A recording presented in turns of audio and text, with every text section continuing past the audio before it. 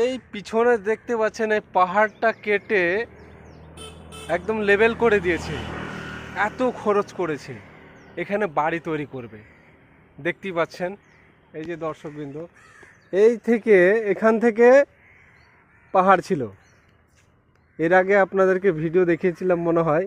এখান থেকে পুরোটা পাহাড় ছিল ওই লেভেলে, যে মাথা দেখছেন না, এতটা কেটে ডাউন করেছে। এখানে বাড়ি তৈরি করা হবে, বাড়ি হবে, ভাড়া দেওয়া হোক, ভাড়া বাড়ি হোক, যাই হোক, একটা বাড়ি তৈরি করবে এখানে। তো কত টাকা মাটি কেটেছে দেখেন, আর কতটা খাদ করেছে, পাহাড়টা কেটে লেভেল করেছে, প্রচুর টাকা খরচ হয়েছে। মাটিটা বিক্রি করেছে অবশ্যই, হয়তো ডাম্পার প্রতি কেউ দেয় 2500 টাকা, কেউ 2200 টাকা, এরকম আর কি। দেখুন বিশাল বড় পাহাড়।